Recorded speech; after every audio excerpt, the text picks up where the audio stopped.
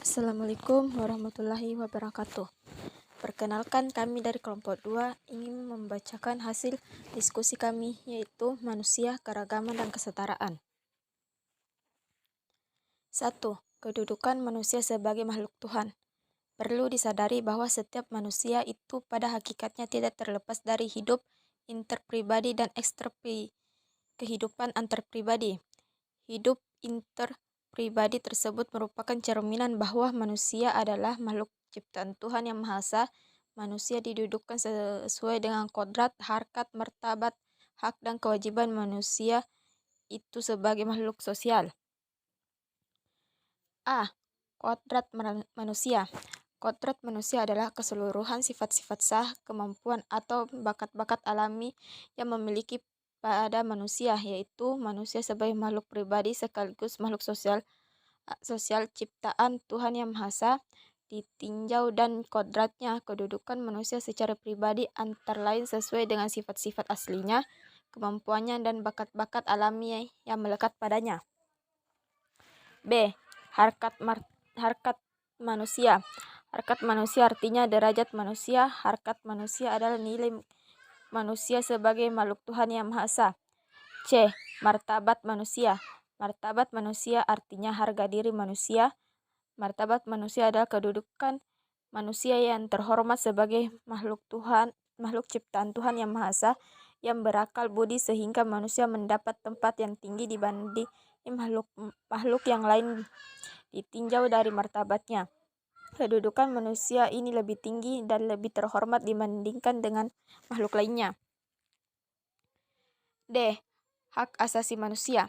Hak asasi manusia adalah hak dasar yang dimiliki oleh setiap manusia sebagai anugerah dan Tuhan Yang Maha Esa, seperti hak hidup, hak milik, dan hak kebebasan atau kemerdekaan. Kewajiban manusia. Kewajiban manusia artinya sesuatu yang harus dikerjakan oleh manusia. Kewajiban manusia adalah keharusan untuk melakukan sesuatu sebagai konsekuensi manusia sebagai makhluk individu yang mempunyai hak-hak asasi. Ditinjau dan kewajibannya, manusia berkedudukan sama, artinya tidak ada diskriminasi dalam melaksanakan kewajiban hidupnya sehari-hari. 2. Manusia sebagai makhluk individu. Pengertian individu. Individu berasal dari kata Latin individuum, artinya yang tidak terbagi, maka kata individu merupakan sebutan yang dapat digunakan untuk menyatakan sesuatu kesatuan yang paling kecil dan terbatas. Kata individu bukan berarti manusia sebagai suatu keseluruhan yang tak dapat dibagi, melainkan sebagai kesatuan yang terbatas, yaitu sebagai manusia perseorangan. Istilah individu dalam kaitannya dengan pembicaraan mengenai keluarga dan masyarakat manusia dapat pula diartikan sebagai manusia. 3. Karakteristik manusia sebagai makhluk individu. Menurut Oxendin dalam tim dosen TEP 2005 bahwa perbedaan individualitas sebagai insan nampak secara khusus pada aspek berikut. A. Perbedaan fisik, usia, tingkat dan berat badan, jenis kelamin, pendengaran, penglihatan, kemampuan bertindak. B. Perbedaan sosial, status ekonomi, agama, hubungan keluarga, suku. C. Perbedaan kepribadian, watak, motif, minat, dan sikap. D. Perbedaan kecakapan dan kepandaian. 4. Pengembangan manusia sebagai makhluk hidup.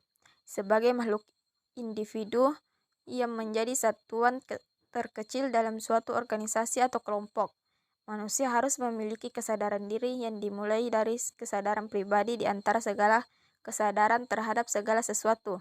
Kesadaran ini tersebut meliputi kesadaran diri di antara realita, self-respect, self-narcissisme, egoisme, martabat kepribadian, perbedaan dan persamaan dengan pribadi lain.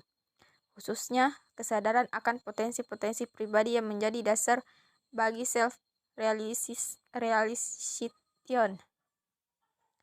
5. Hak keragaman dan kesetaraan manusia. A. Makna keragaman manusia. Keragaman berasal dari kata ragam, Keragaman menunjukkan adanya banyak macam, banyak jenis. Keragaman manusia dimaksud bahwa setiap manusia memiliki perbedaan. Perbedaan itu ada karena manusia adalah makhluk individu yang setiap individu memiliki ciri-ciri khas tersendiri. Perbedaan ini terutama ditinjau dari sifat-sifat pribadi, misalnya sikap, watak, kelakuan, temperamen, dan hasrat. Menurut Dr. Randes Herimanto, MPD MSI, menyatakan bahwa manusia pada hakikatnya merupakan makhluk individu atau pribadi yang memiliki perbedaan satu sama lain.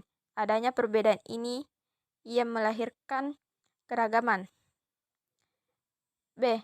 Makna kesetaraan manusia. Kesetaraan berasal dari kata setara atau sederajat. Kesetaraan atau kesederajatan menunjukkan adanya tingkatan yang sama, kedudukan yang sama, tingkat lebih tinggi atau tidak lebih rendah antara satu sama lain. Kesederajatan berasal dari kata sederajat atau setara yang menurut KBBI artinya adalah sama tingkatan atau pangkat kedudukan. 6. Problematika keragaman dan kesetaraan serta solusinya dalam kehidupan.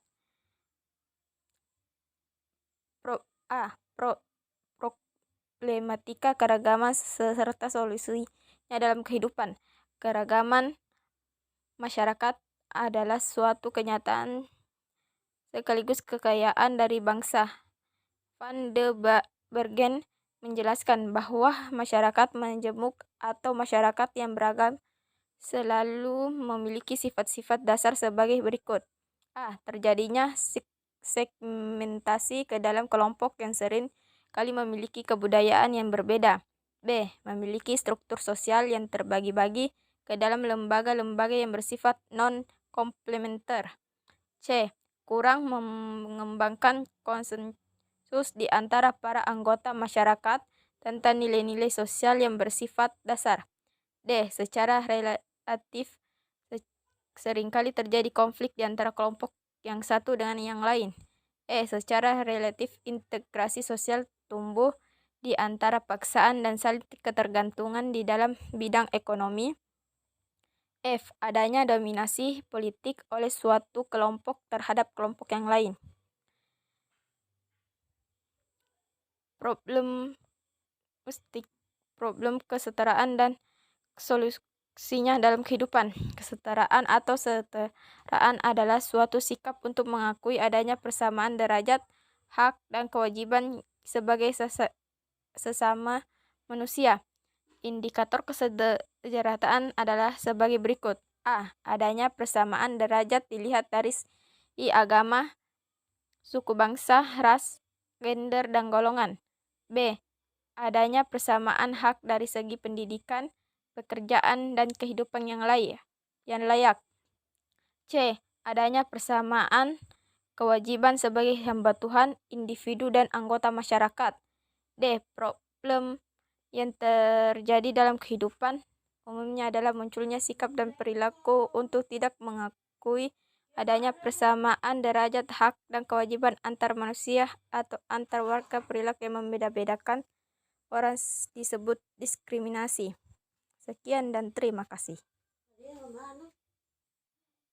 Itulah hasil diskusi kami dari kelompok 2.